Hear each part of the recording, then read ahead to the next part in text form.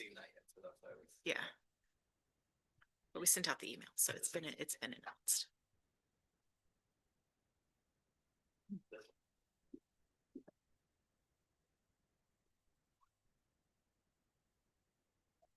Or at least dry. Yeah. Love it.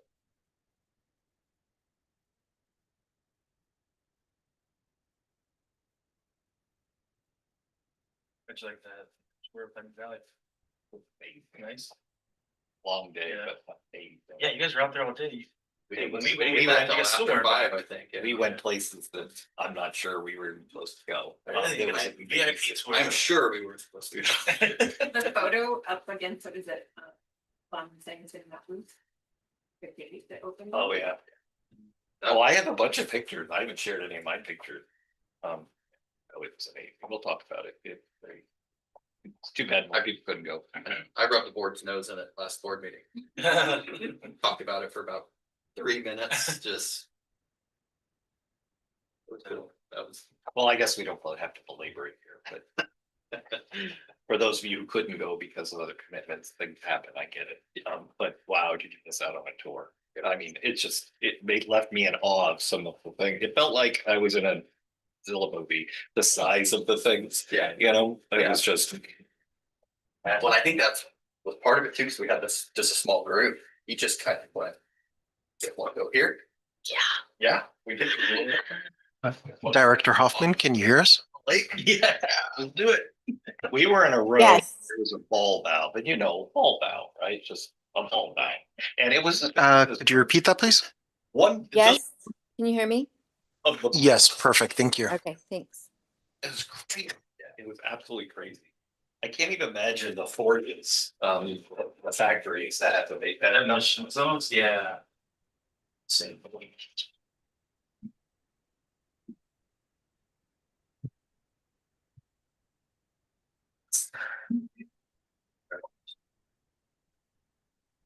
I do. She knows. We just did like general recognition. General recognition. Yeah.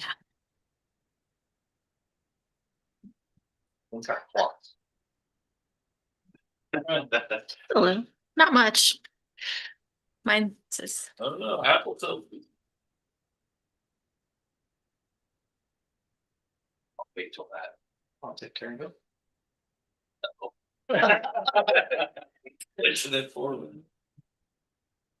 Bill, is it okay if we take a pause between 8 the and rec- 9. Yeah, just to. I haven't really known. I have been so informed. Tell me where it's. Or not.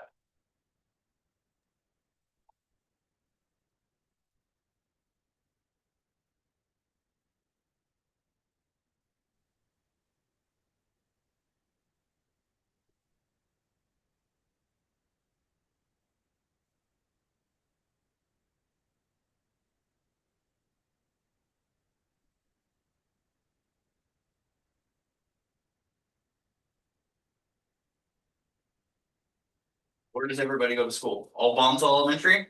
Bonsall, yeah. Have 2 kids there too.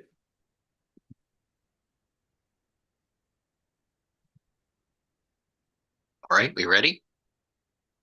It is 1 o'clock. It's 1 o'clock. Gonna call to order the meeting of the Communication Customer Service Committee. Okay, if we could all stand for the Pledge of Allegiance. I pledge allegiance To the flag of the United States of America and to the republic for which it stands, one nation, under God, indivisible, with liberty and justice for all.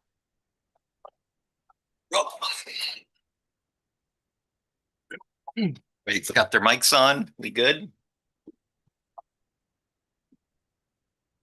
Okay. So let's do roll. Bill Shute, present. Bill Stewart will not be attending. Lisa Hoffman. She Here. remote. Hi there. Hope you. Hi. Thank you for joining. Let's see. Hayden is an alternate, not. James is not able to come. Julie, not able to come today. So that would mean we would need to seat Carleen Harp and Josh Cruz. Okay, so both of you are present. So let's move to 4 seating of the alternates. So is there anything we have to do other than what I just said? I don't think so, no. Okay, you guys are the duly alternate. seated. Thank you, Carleen and Josh, for both being here. Okay, on item number 5 of the agenda, we have additions, deletions, amendments to the agenda. Staff has none. Okay, none from committee. None from None. committee. Okay, we're good. We're moving right along. All right, we have the agenda in front of us, item number 6. If you can take a peek at that, and if I could get a motion to approve the agenda as written. I'll have the printed packet.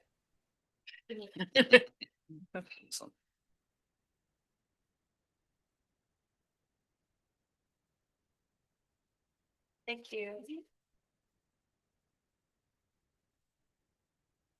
It's just the agenda that we didn't Yep. make any changes. Motion to approve. I move that we approve. Second? Second. All in favor? Aye. Aye. Okay, the agenda is approved as written. Okay, item 7, public comment.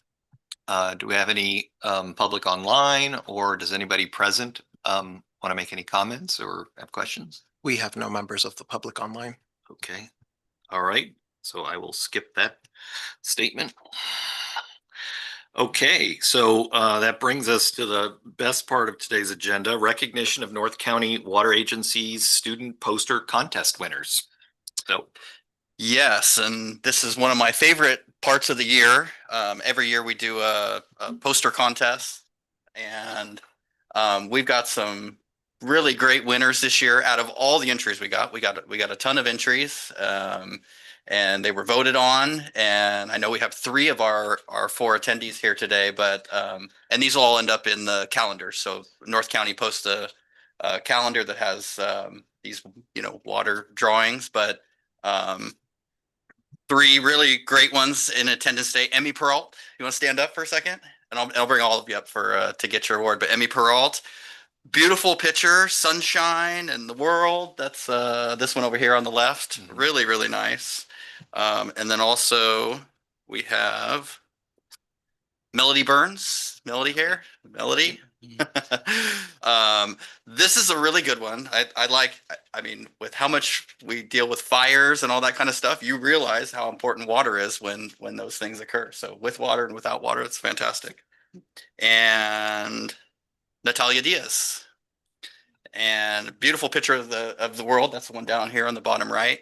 But congratulations to all 3 of you. All 3 of you are being you're the winners of the contest this year, and your pictures will be in the calendar. And so why don't you guys come up and I'll give you your awards. how about a round of applause though? Great job.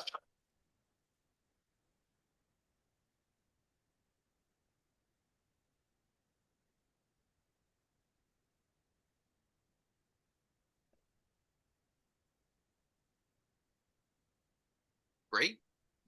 Did you want to do pictures? So yeah, I think we're gonna, yeah, so we're gonna take a short 4-minute, 5-minute break for pictures right out front of the water district, okay? So we're adjourned for about 5 minutes. And thank you all for coming. Bring it. Really appreciate it. Really, you guys for doing this.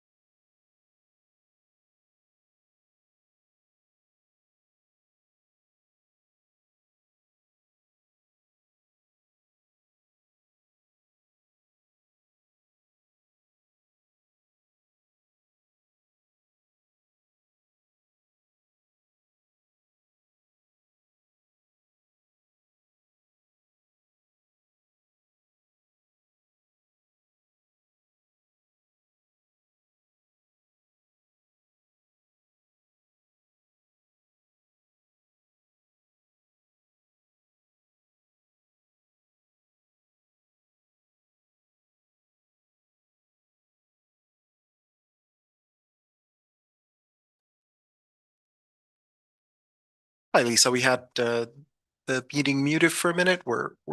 You should be able to hear us now.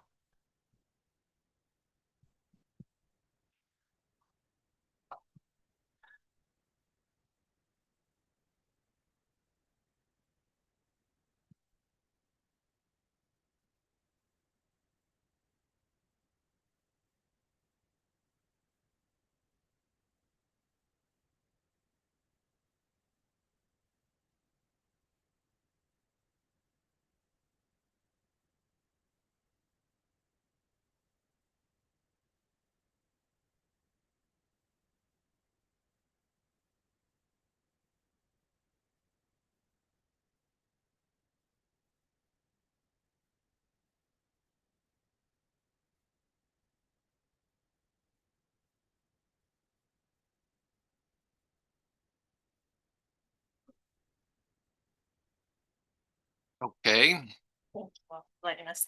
all right, it's 1:13. We're gonna call the meeting back to order. All right, that was the recognition of North County Water Agency Student Poster Contest. We just took some pictures, pretty wonderful. Great kids. Okay, we're moving on to item number 9. We have 2 minutes to approve, the May 20th minutes that you have in front of you, and also the special session June 20th minutes prior to the tour of Diamond Lake. If you guys can refamiliarize yourself with those. And then if I can get a motion to approve those minutes as written when you guys are ready. I move to approve the May 2025 minutes. Right? Have a second? A second. All right, all in favor? Aye. All right, the minutes from May 20th, 2025 and June 20th, 2025 are approved. All right, taking us to item 10, general manager's comments. Yeah, not a lot today. We, couple things I updated the board on too. I did update them on the Diamond Valley Lake trip, which was fantastic. So thank you for joining me and nerding out on water for a good 8 or 9 hours. That was fantastic. Mhm. Yeah, and hope to do some more of those in the future too. We did at the end of June, we finished up the Pipeline 4 shutdown. I know we talked about that, and we had a newsletter article about it. Some light conservation messaging, just a kind of a reminder that but reality is we made it through the shutdown with really no issues. No supply issues.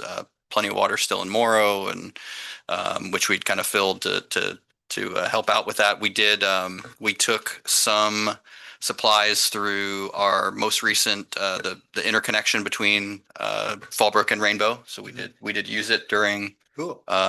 during the shutdown. So that helped a lot. It's basically a backup for a smaller backup for connection 8, which was down. 8 and 9 are down, but anyways, it was nice. It took a lot, there was a lot of preparation, operation staff and that to get us into a place where, our customers wouldn't feel that, if this would have happened a couple of years ago, that would not have been the case. We'd had the billboards out asking people to conserve water and telling people to don't turn your groves on and those kind of things. And didn't have to do any of that. So a lot of those reliability investments, I think, really came into play, the pump stations and the interconnect in particular. So really good stuff, even moving forward, right? A nice test of our system. Another thing I mentioned was starting to get some numbers out of some of our import supplies, as the runoff and that from the winter. It's pretty much all gone now, but not such great news on the Colorado River side. They had a slightly below normal snowpack this year, about 89-90%, which doesn't sound terrible, right? Near average.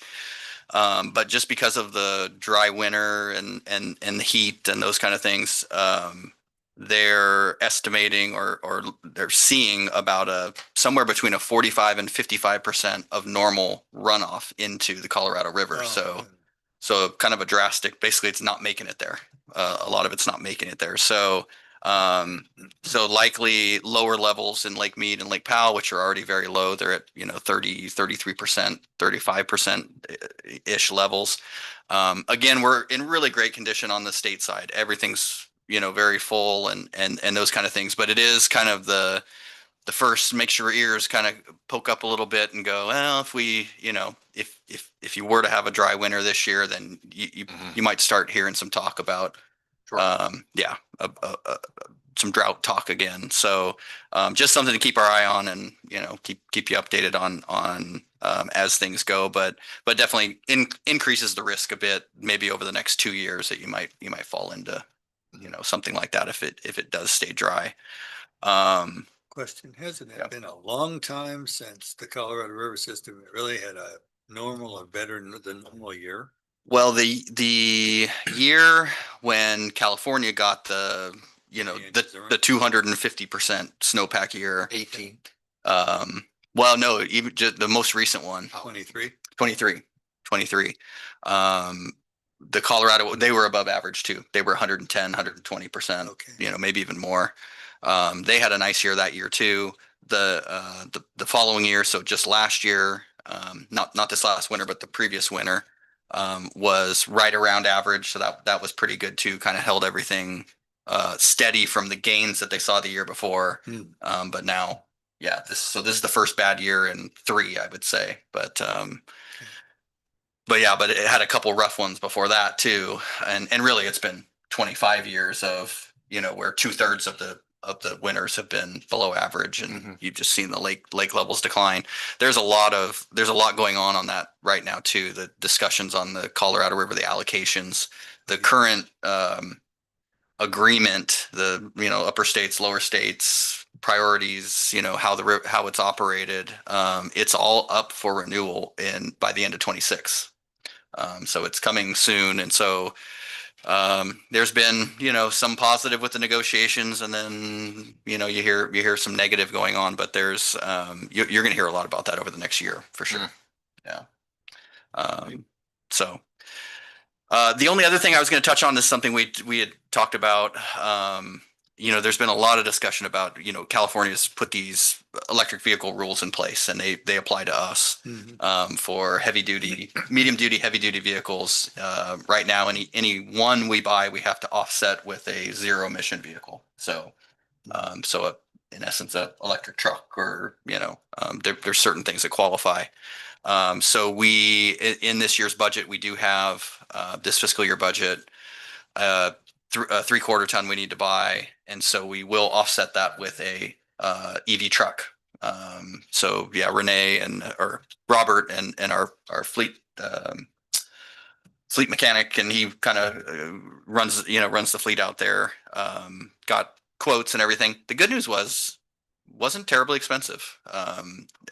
We ended up lowest bid was on a Chevy Silverado, but they make a work truck version, so it's no carpet and the kind we buy, and I think it was under $50,000 for the truck. So which I was surprised, because I've seen most of them, what you're hearing is the 65 to 80,000 on the Ford Lightnings and Fancy ones. they're a little fancy, but apparently Chevy's came out with a more basic model. Yeah, bless you. And so that'll be going to the board this month, the truck purchases. And so we'll have. Will that require additional expenditure for a charging station? We did. We budgeted to put one charging station in. Nothing incredibly expensive at this point. It's really just going to be a level 2 charger. The truck that we're replacing is actually going to be like our warehouse and IT. So going and picking up. You're not towing stuff and things like that. So, and typically not emergency response or anything like that. So I think for this first one, yeah. Eventually, we are planning on, a little, like you see the Tesla chargers, that kind of a setup at some point. But we're still working with SDG&E on grants and things like that to help fund that. So that's probably over the next few years. But we did put some funding in the CIP to plan for that as well. Understood. Yeah. It's kind of interesting that General Motors stock has been going up like crazy and it's basically on EV sales and all of their brands. They have they have lines of vehicles that are a lot less expensive, like this one he just mentioned, all the way through their lineup. Mm. And people can afford it and they're competitive with internal combustion engine models. Mhm. And so their sales of EVs are like up 50% Hmm. in the last year. Ford's gone down because all of their stuff is higher priced and It- fancy. And I think we're seeing that even with this work truck. That's Yeah. interesting. Yeah. Well, Yeah, I was actually surprised. I mean, I think the last one we bought just a standard truck, I think was in that same range, 45,000, you know, Yeah, maybe the market's changing a little. Yeah. Yeah. Yeah. So, it is. Okay. yep, that's it. All right, well, thank you. And by the way, I think we need to loop back to item number 3 real quickly to just to update the minutes that Bill Stewart has joined during the recess. Okay. All right, committee, any questions for the general manager? All right, committee member comments. Bill, do you have any? No, I really don't. Sorry, I couldn't make it on the trip. No worries. We live close to that reservoir and I've been up there many times, but never to see the works. Mm. And Yeah, you missed out on the works. yeah, there's a lot of them. Yeah, Mhm. so my Okay. apologies for not. No worries. Oh, no, on that's that good. day. We'll try to Well- do it again sometime. Yeah. I would do it I'd again. do it again. Yeah, absolutely. All right, my comments are, well, just, first a question before I get to the tour. Is there an update on the leak under the 76? Oh, yeah. So that's line NN.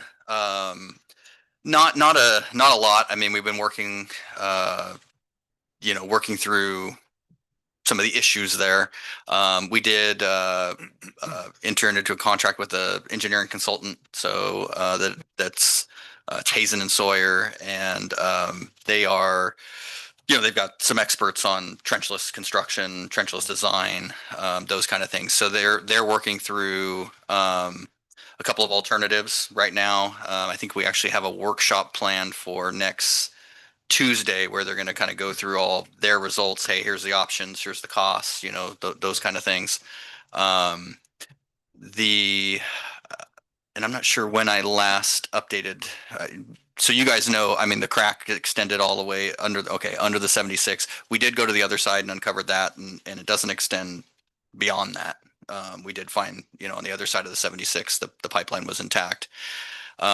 We've been working with Caltrans because it obviously involves their right of way under an emergency project to get kind of the information we need to kind of move forward on whatever the fix is. It's going to be some kind of a new pipeline installation.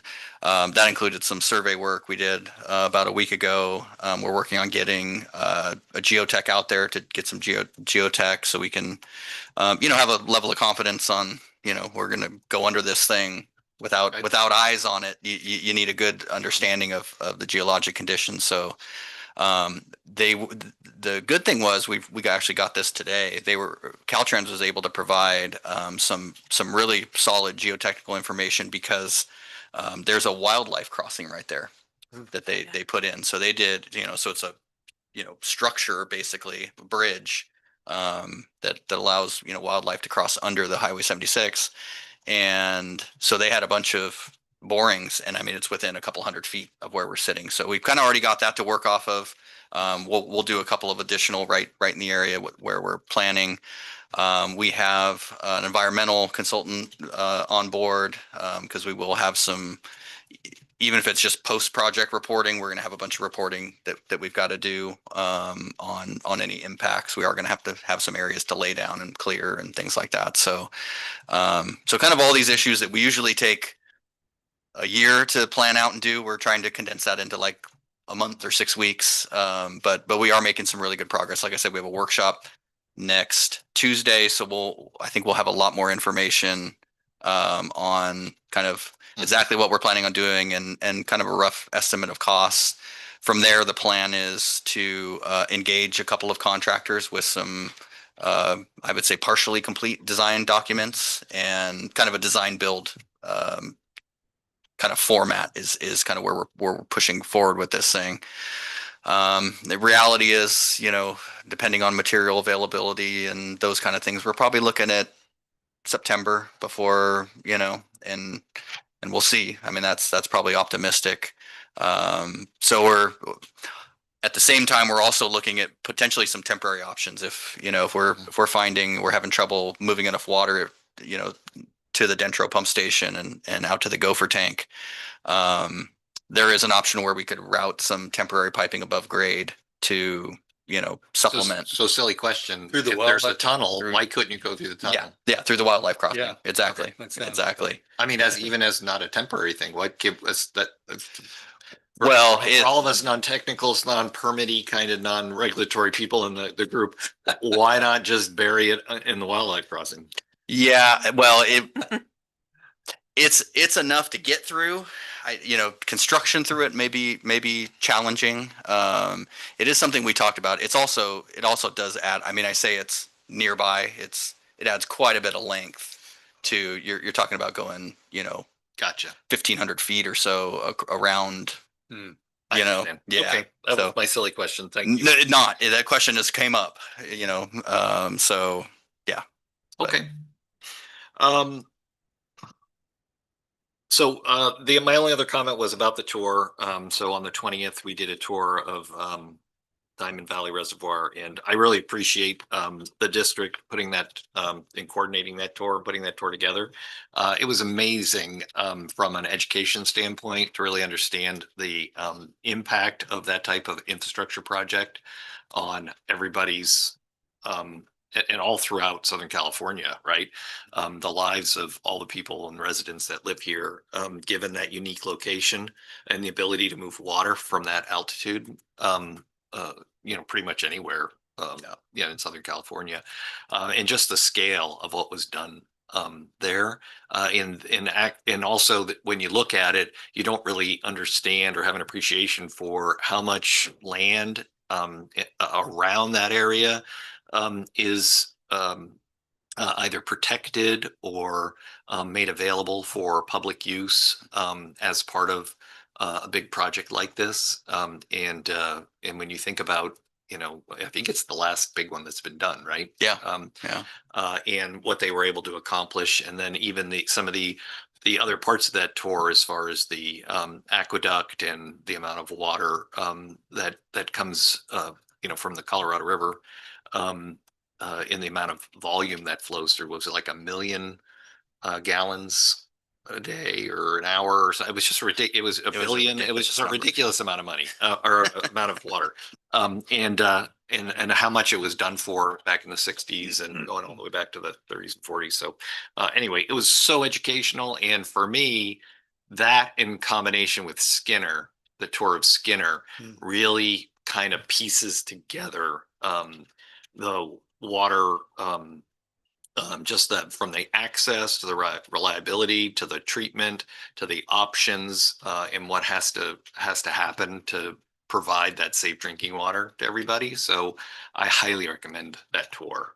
That was really an amazing thing. Some of it was right out of Indiana Jones. Some of it was out of a Godzilla movie. I mean, there was just crazy stuff that you saw. So it was very good. Again, thank you very much. I appreciate the district coordinating that. I gave the board a number when I came back to, so that Diamond Valley Lake holds about it had about 800,000 acre feet in storage when we were there, to dang near full 96%. So if only Rainbow took water from there, it would supply us for 64 years. Yeah, wow. That's, I mean, just, talk about scale.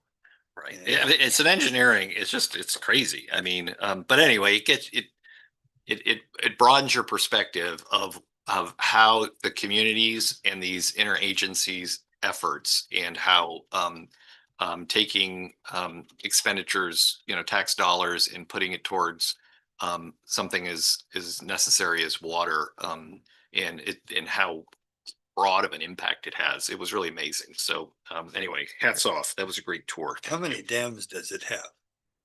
well, there's two major areas that they closed up. Yeah, And we were underneath one of one them. west and one east. Yeah. kinda, Right? Yeah, Yeah, it's just amazing. it's just great. And then the where the pumping station is there and the ability to generate hydroelectric energy, it just on and on and on. There's so many components to it. So it was fabulous. So those were my two comments. So thank you. Do you guys have comments? I do. Oh, please. Link. I would like to congratulate Josh, who just was promoted.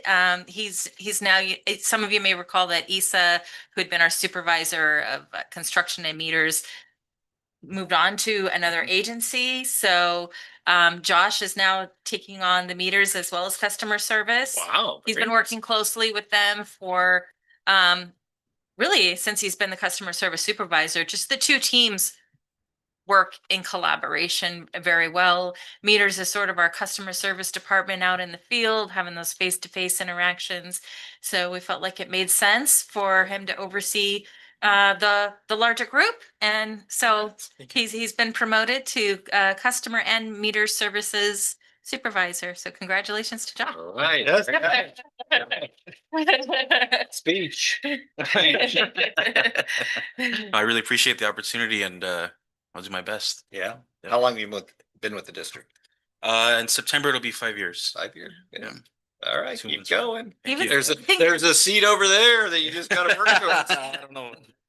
Josh was our first COVID hire that we're like, oh, we got to figure out how to onboard people. Yeah, September When we were, 2020. yeah. Yep. So that's great. he's been doing. No, that's Yeah, good. yeah. Promote from within.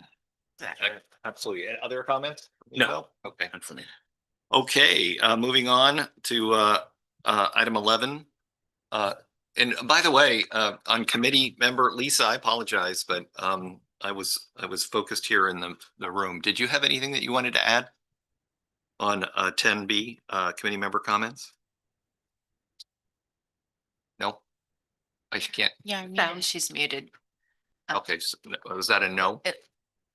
I have nothing to add. Just wanted to say good job, Josh. Sorry, I have like the flu. I don't know what's going on. All right, I apologize. All right. Thank you. Yeah, good job, Josh.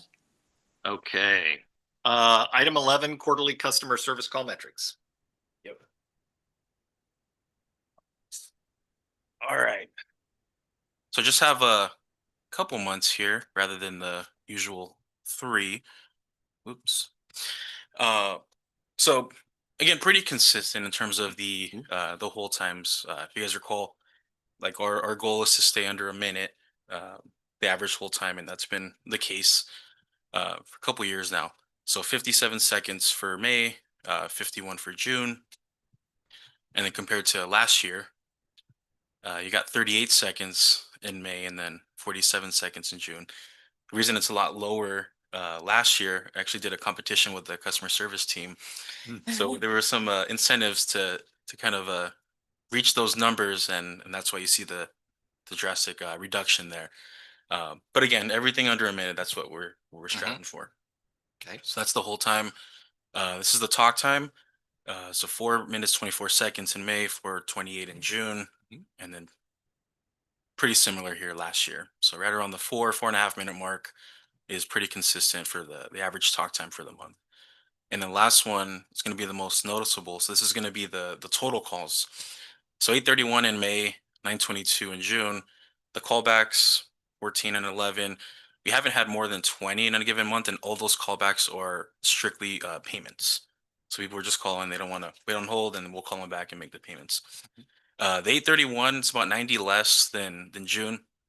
There wasn't any particular reason why that was lower than all the other months.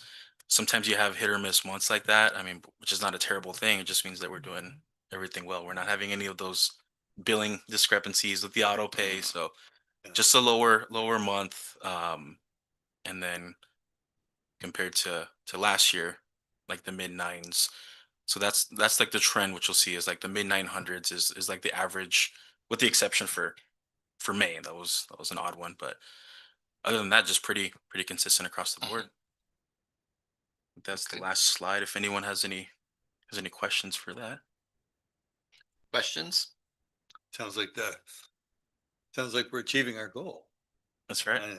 On both hold time and time on the phone, and getting the job done under a minute is fantastic. And also the conversation length, it's very comparable. I think that's terrific.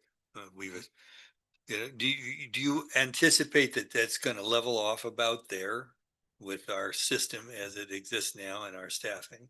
I think so. I think a huge part of it is a lot of Amanda's efforts and Carlene's efforts with the communications. You know, you hear a lot about the newsletter, how it looks so improved, and all the communications and information that's being sent out.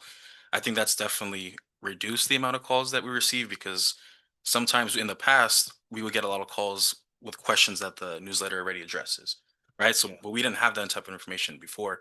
Now that we do, the calls are mainly just about the bills and making payments, rather than, hey, what direction is the district going in, and where can I find information about that? So, yeah, it's all because of them. Sounds like readership then is increasing a lot.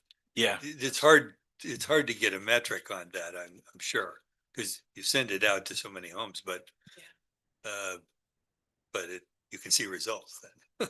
We Yep. we receive a lot of comments when we attend in-person events, from the Wildfire Symposium, Avocado Festival, career fairs. We get customers coming up saying how much they learned from the newsletter, and they otherwise would not have been engaged with us. So we do try to often refer them to the website and keep timely information up to date there. Yep. But a large majority of our article inspiration comes from just touching base with Josh and his team, asking what are some of the calls you're receiving, hot topics coming in, because more than likely, if one person is commenting on it, someone else is probably thinking the same. Makes sense. Okay. And then with regards to the time and for payments, so how much of that time is spent just processing and making sure, helping them pay their bill versus is there any time, I guess that's my question, is there any time spent explaining to them alternate ways to pay their bill? Yeah, absolutely. So the total calls that you see there, I would say around 35 to 40% of those calls are taking payments. We definitely promote the option of auto pay, mailing in your bill, paying at the local branch, US Bank, paying in person. We promote all the other ones, especially auto pays, right? They don't have to worry about it. But the people that are calling to make the payments every month, they prefer not to make those auto pay. They want to speak to a live person. They don't trust computers, and they want to pay cash or check. Understood. So, but yeah, we definitely offer like the 6 different ways that they can pay, but they just continue to want to talk Alright. to us. Okay. Well, it's probably a pleasant conversation. All right. And they know it's taken care of. Don't trust those darn computers. Yep. Okay. Moving on, item 12, legislative communications update. Yeah, not too much here, except one big action by the board last month, and that was the board approved us entering into contract with both state and federal lobbyists. This is in coordination with, or it's a joint contract between FPUD, us, Valley Center, and UEMA. So that helped really bring the cost of those services way down. The two groups, FJK, which is Fernandez, Jensen, and Kimmelshoe, their state representation, and RBW for federal representation.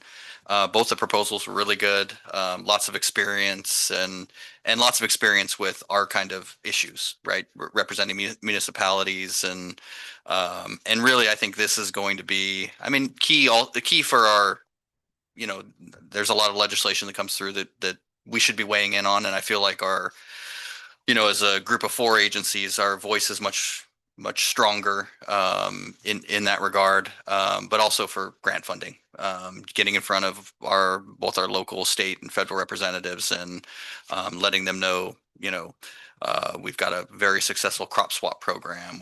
We've got infrastructure needs. We've got reliability, wildfire prevention. All these different things that typically become eligible for grant funding. It's the way it gets done. And so, I think it's been a while since the districts had that kind of representation. We had we actually used FJK a little bit during detachment when AB 399 was going on. So we have a little bit of experience with them.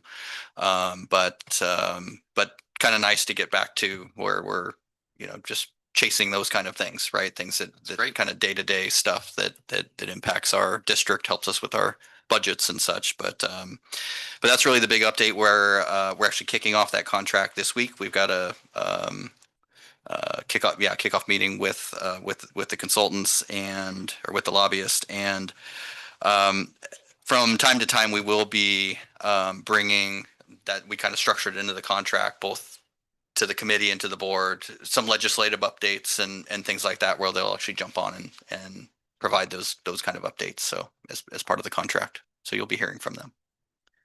Is there any ability as part of that contract for content that would be reusable or educational for our ratepayers that they can provide to us and provide to the team so that we can decide what we could highlight in the newsletter and stuff like that? Yeah, we'll get regular updates from them, and definitely we'll have things that we can wrap in there. I mean, dealing with water quality things, and I mean, there's a lot of stuff going on that involves the legislature and the federal government, obviously. So for sure, it'll be a help in that area. If they have access to stuff or have curated stuff that we don't have to do, but could be very valuable to us or to share, that'd be great as part of that. So yeah, and that's part of the thing too. It's difficult for, you really need somebody kind of focused on what's going on, right? I mean, stuff will pass by you. There's 2,000 bills going through the state, so they can actually funnel some of that. Hey, this is going to be important to the water districts, and keep us really apprised of that without having a full-time staff member dedicated to that. Sure, and keeping all of our ratepayers watching for that stuff too, right? Yeah. So that they're aware. Yep. So however that could play out. Okay.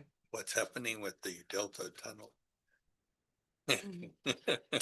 Yeah, there's a lot going on, and there is I think it actually made it through. It was a budget trailer bill that had quite a few things related to that. There was some other stuff related too, but actually a lot of environmental rollbacks to help push that through. Yes. And so it was interesting because the thing that caught my mind or caught my eye was I knew what they were doing on the Delta Tunnel, but water and sewer projects in general, an exemption, like a new exemption from CEQA on water and sewer projects. Most of those, or really all of it, was targeted towards disadvantaged communities. So sewering and disadvantaged communities, water treatment, things like that, where they could actually fast track. These are communities that are dealing with high arsenic levels, things that are actually harmful and don't have any way to deal with, with those kind of water quality problems. So I think it was intended to really fast track those. We already have some pretty good exemptions. So I didn't see anything really new for us other than, some of it was pointed at the Delta Tunnel, which is good too. Yeah. Righty. Well, some of these topics did come up during the tour as well, which I thought were very educational. I think our tour guide, I'm going to forget his name, Greg. I think he's heading towards retirement, maybe towards the end of the year or next year. What a resource and what knowledge that he has with regards to infrastructure and the inner workings of all the member agencies. It was just very educational. It was like a what do you call those classes? Those like a TED Talk on SoCal Water. Okay, well, great. Any other comments, questions on the legislative communications update? Okay, 13, strategic communications plan implementation update. So in Q4, we took actionable steps to be on target with our strategic communications plan. At the top there, you will see the items that we completed to date. In addition to those, staff attended a Capio Emergency Academy training in June. We went up to Sacramento to be trained on site at Cal OES, where we received media training. We learned how to operate in a joint information center, during events, not just emergency events, but also just community events such as, Avocado Festival or graduation.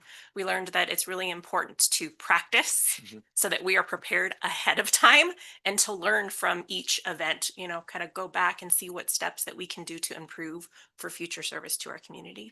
But it was really wonderful. We got to network with a lot of different agencies across the state. I mean, people that came, we were one of the few from San Diego County, but we had team members from San Bernardino, Riverside County, Sacramento, Cal Fire. It was a wonderful experience, and I'm really glad Carlene, myself, and Luke had the opportunity to partake.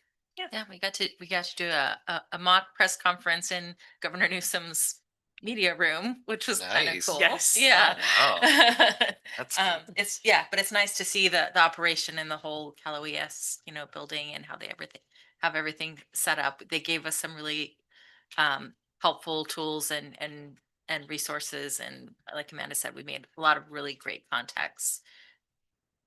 Okay, excellent. It's time well spent there. So now we are entering into phase 2 of the plan. We're in Q1 of this fiscal year. We are starting on updating brand collateral, building out our content calendar, launching the e-newsletter, which will allow us to send out timely information so we can get the facts out as quickly as possible, and also to disseminate, correct info so that we're combating that misinformation that may be out there in the community. These new tools are going to allow us to quickly reply. If you've seen in the Village News, there was an article about utility worker imposters in our area.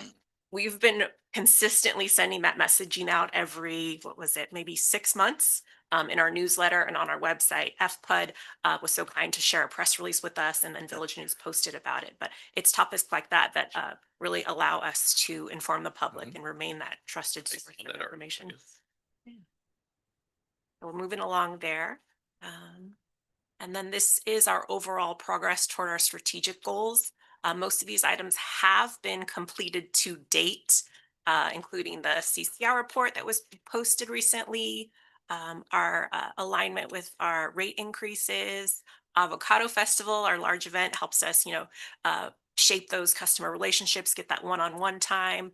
Transparency, we've been able to work with EMWD to send out letters about our infrastructure availability surcharge, and have consistent messaging across the board. So every time that we are making something here on our administrative side, we're making sure to include customer services input, finances input, engineering, so that all departments are speaking the same language and we're sending out the same message. That once again kind of dives back into that trusted source of information. So we want to remain consistent. And we are always promoting about preparedness, not just internally, but externally, explaining to our residents to have a prep bag packed before, know your zone. We have a wealth of information on our website under our resources tab that we're keeping up to date with all of our various emergency channels that our customers can sign up for. And then we've been expanding our school outreach. Today, for example, was because of a lot of months of work leading up to the poster contest, interacting with schools, coming in for visits. We were able to expand that program this year. That's great. I think when I attended the wildfire preparedness session, I think one of the, it's funny, the things that really stick with you.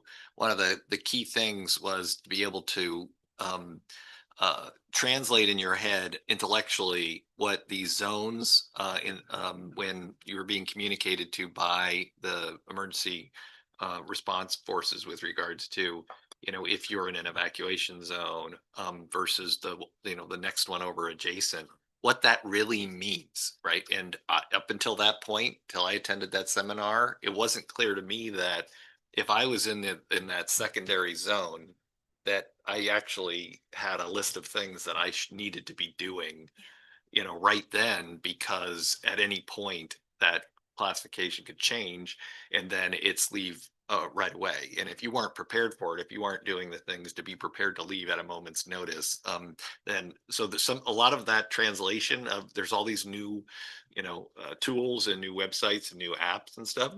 So the more that we can do to help simplify what some of those things that they're going to hear about or see, what it really means to them, I think that would be great. I can't imagine I'm the only one that didn't quite realize the leave now versus be ready to leave in like a minute, right? Rather than, the wind's blowing the other way. You're good. You're adjacent. So anyway, that's great. Okay, well, super.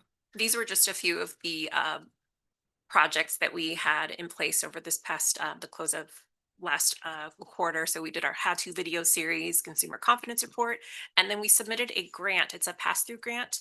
We're collaborating with FPUD on a plant pilot program. They've had a lot of success in the past 5 years with this program. So we're going to be introducing this really fun opportunity for our customers to be able to sign up and get a flat of succulents. So we'll be working with a local nursery, partnering with them, and have this wonderful opportunity for our customers to plant a garden and use our connections here. That's great. With our other agencies to provide. But we're excited because we have some staff here that have greatly benefited from this program, being FPUD customers, and noted how wonderful it was for them to establish a garden and how large these succulents truly do grow and fill out the yard. On that topic, I've had membership at the San Diego Zoo for years, on and off. And I thought I'd been everywhere on both properties. But I had no idea that above Condor Ridge, there is an amazing network of trails, all full of succulents. And it's really large, and you get access to and get to see succulents that I hadn't seen before, and I have a lot of succulents on my property. But it's an amazing thing, as well as like the San Diego Botanical Gardens down in Encinitas, Leucadia area. Those are things that I think maybe we should also kind of point out to people, that if you are visiting or have the ability to visit any of those places, that you get to see a lot of this stuff, whether it's California natives or water-wise type plants, these succulents in action. So above Condor Ridge, go early in the morning because it gets hot up there, but there are just trails and trails and trails of succulents up there. That was it. I didn't know. Okay. If you ever wanted to see an entire community that has no lawns, that is entirely water-wise, if you want to call them that, but they used to call it xeriscape. Now they call it low water requirement landscaping, front yards, very, very high-end place, gated community, just on the edges of Rancho Santa Fe. I would be happy to take anybody that would like to see how that plays out in real time. It started in 2001. The community is called Santaloops. It's one of the least known gems in San Diego. About half the homes are 8,000 square feet or more. The other half are up to 5,000 square foot production houses, and there isn't a lawn to be seen anywhere. The city imposed on this project in 2001 a water requirement that they do away with turf and trees, and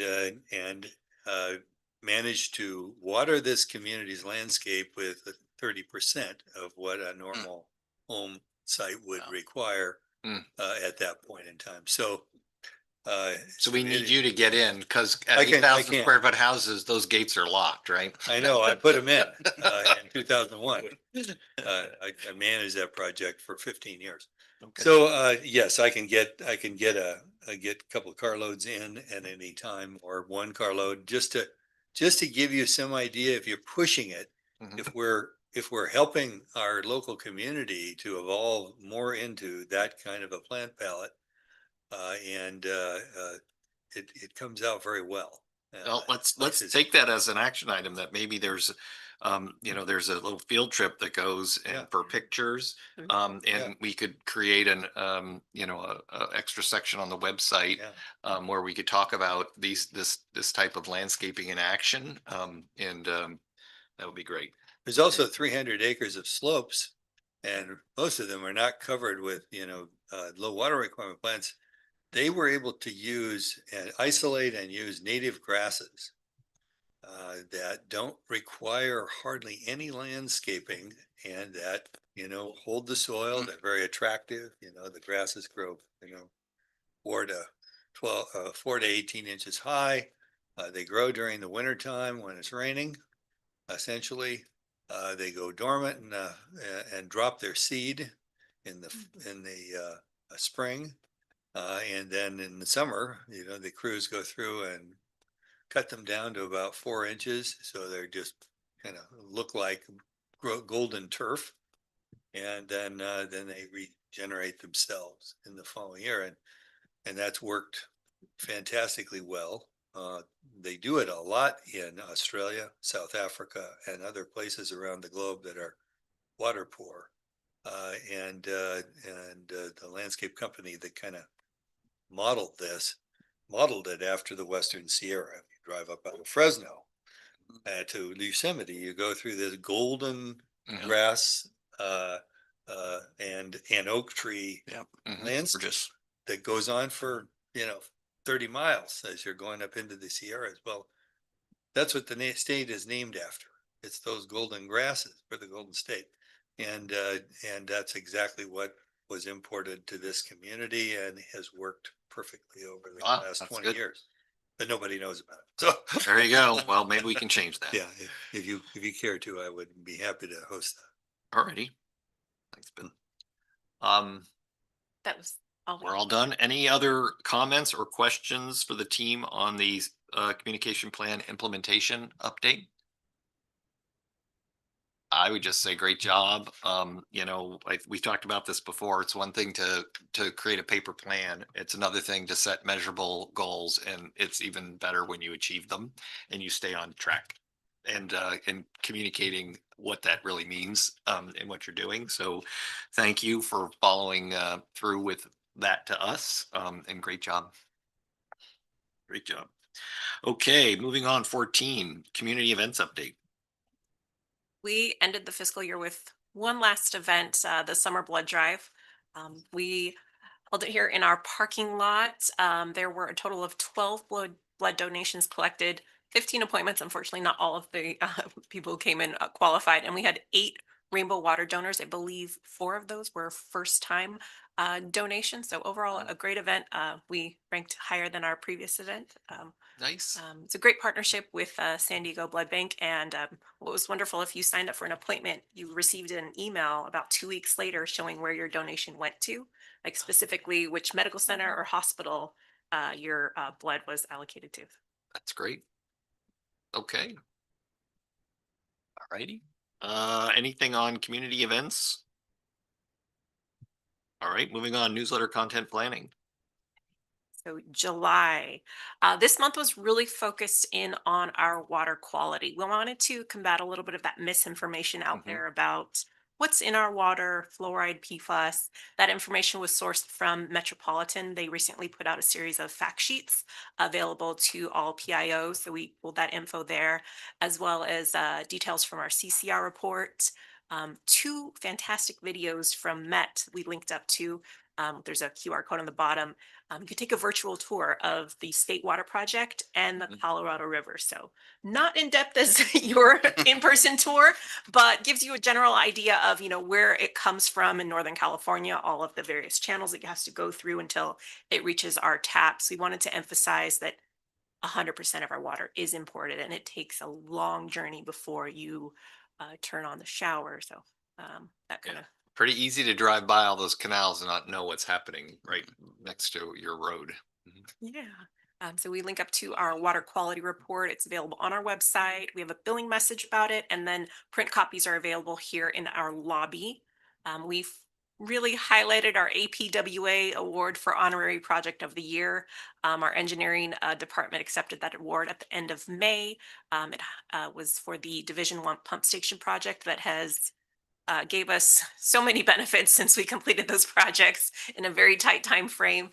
We referenced the importance they had in January with the fires, a break that we had, and then most recently the shutdown with the San Diego County Water Authority. We really benefited from those extra pump stations there. And then last but not least, we have information on our bill payment options. Once again, trying to clear up a lot of the calls that we have coming into customer service. We go through the various ways to pay online, auto bill pay, in person at the office, by mail, the cutoff time for same day payment.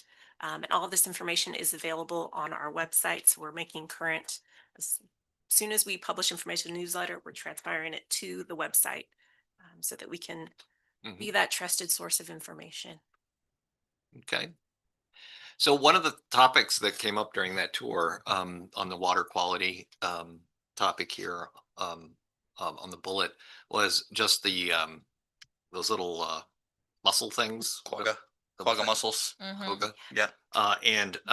And how they made it, from Eastern Europe into the United States, into the Great Lakes, and then eventually into the Colorado River, and what they have to do to mitigate and keep that water out of that reservoir, right? But that water does get mixed in with the State Water Project water that goes to Mhm. Skinner, Yep. right? And then the things that Skinner has to do um, to to keep the water quality up and not impact infrastructure in the lake. And I think a lot of people probably don't have an appreciation for what has to happen to to kind of to protect the investment and to give them safe drinking water. I think when you smell an event, right, or you're like, wow, the water's a little it's a little chlorinated or, more than normal. You don't understand why that is.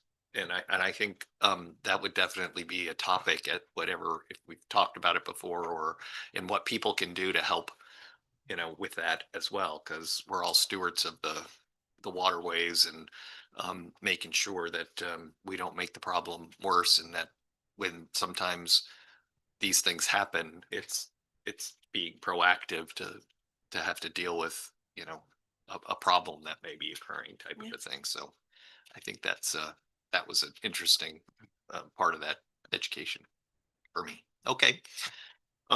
Anything else on newsletter content planning or more? Yep, there we Just a go. review of August and September. August is National Backflow Prevention Day on August 16th. Josh and Alex and I are going to be going out to shoot a quick video. We really hope this is going to be very beneficial for our customers. It's going to be a short educational video about backflow devices, the importance that they have. They are the unsung heroes of the water world, how important they are to protecting our water supply, as well as updating our website with information on there. We've had a series of our cross connection plan. So we've had a lot of regular updates that we've discussed in our board meeting, but this topic is going to be covered in August. We're also going to go over the best practices to keep our waterways clean. This time of year, you see a lot of people outside enjoying the sun, but also maybe washing their vehicles, landscaping their yards, and using their hoses to get that debris out of their yard, and then it ends up in our sewer system. So we want to emphasize the fact that, try not to use water, sweep it up, put it in the proper green bin. Just those little things that we want to keep educating our customers about. We will have a feature about our poster contest winners that were here Great. today, and then highlight our landscape workshops. There are a variety of virtual and in-person workshops available to us through Green Gardens Group and Metropolitan. Everything from how to landscape your yard with kids or pets, Xeriscape, best succulents, to plant in there. But all of these workshops are free, and I keep them regularly updated on the website. Great. But we're going to have a feature in the August newsletter. Yeah. And going along with the preparation, September is knowing your zone, how to identify your zone, plan and prepare, not just There for you go. yourself, your friends, your neighbors, clearing out all that flashy fuel, that debris that tends to quickly bring on a fire coming through your area. Educational programs. We're going to be launching our Speakers Bureau in the fall, continuing there. So we'll have a call for community groups or schools to be able to schedule one of our water experts here to come out and visit. Last year, we had Chad speak with a chemistry class, and then Freddie came out and spoke to a, what was it, cybersecurity. He spoke to a computer class about cybersecurity. So we still want to share our wealth of information with students and inspire them about careers in the water industry. October, we'll have the annual North County Fire Open House. We'll also open up an opportunity for students to volunteer. We had great success at the Avocado Festival, so this one will be one more chance for students to earn those volunteer hours. And then a survey.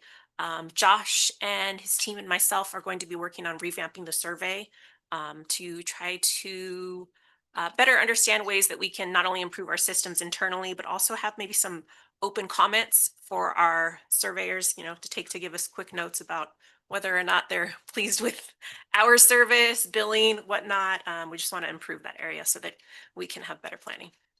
Excellent. Questions, comments on newsletter planning for the next few months? That's great. The only other comment I would have on educational programs is I'd never heard of it before, but my wife Nancy mentioned it. Was over in Rancho Bernardo. There's an organization, I think it's called Oasis. Yeah. And the amount of classes that they have there is just amazing, and they're very inexpensive. Obviously, it's focused on, you know, more senior or older, but I don't know what their requirements are. But I was just kind of shocked on the depth of the topics, and I don't know if there's anything that they would cover that would be aligned with our ratepayers. And but back to this landscaping and the Green Gardens workshop group, Yeah. some of that stuff. But you know, maybe if there's a way to take a moment and kind of look through that and see if if there's anything that lines up, and that at some point in a future newsletter we could recommend it as another resource, as well as some of these online videos and stuff like that that you're doing. That might be great too. Okay. Absolutely. All right. That wraps up 15. Item 16, public communications and related media stories. We had a few articles in the Village News, a feature on our student field trips that we had at the San Luis Rey treatment facility in Oceanside. Our summer blood drive made it in there. And then, oops, I didn't put the state blood drive again. We had two of those, and an overview of our water quality improvement project. This was not something necessarily discussed in our meeting, but it was mentioned in, let's see, Jake, we kind of touched base on this on the San Diego County Board of Supervisors. It's very lengthy. It almost took up the entire page.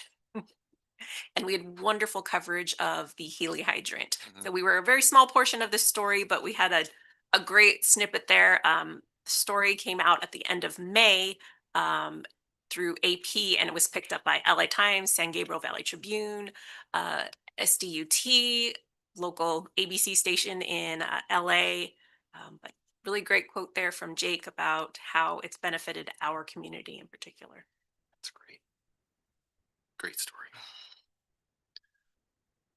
All right, you're famous, Jake. I think that was the AP story we had run about that topic. Yeah. I think so. We're on their contact list, obviously. When your grandchildren Google your name, boy, are they gonna find some stuff. All right, That Very good. concludes Oh, all of that's our. all. Any any comments, That questions helicopter anyway. on public communications or related media stories? Is there anything else anybody else has seen? Nope. Okay. All right, this is item 17, suggested agenda items for the next meeting. I think Julie Johnson had requested a grants update to be added to the agenda. I think I'd like something around just, you know, and I don't know when we do it, but something around capital projects for just keeping up with the community growth. So, Yeah. you know, it was kind of along the lines of some of the conversations, Jake, you and I have had with regards to like everything going on North River Road, the planned developments that are, you know, are going to impact where we send, you know, our wastewater and that kind of stuff, and just how we are Preparing for that. preparing for Yeah. that, you know. And I know that we were doing some work in addition to help that community park and all those kinds of things, but you know, Yeah. just that would be a great Okay. thing. Other items that we'd want to add? anything right now. Okay. I don't know that, do we want to keep a legislative communications update? Do you think there'll be stuff to talk about on Yeah, a? yeah, I think so. Okay, so let's keep that. We'll drop call metrics for a couple of months more till we months. come back to that. So 11 will drop and we'll come back to it. I think the strat plan update can Be in We'll- October, I we'll think. come back again on that. And I guess that's it. Anything else? No. So, Are we gonna skip the August meeting because? Oh, so yeah, we're gonna 15th. adjourn, it's proposed that our next meeting be on September 16th. Yeah. At 1 PM. And have a little summer break until then. Yes, we had agreement? Okay. Good. It is done. All right, thank you so much, everyone. Hope you feel better, Lisa. We're adjourned. August. Thanks, guys.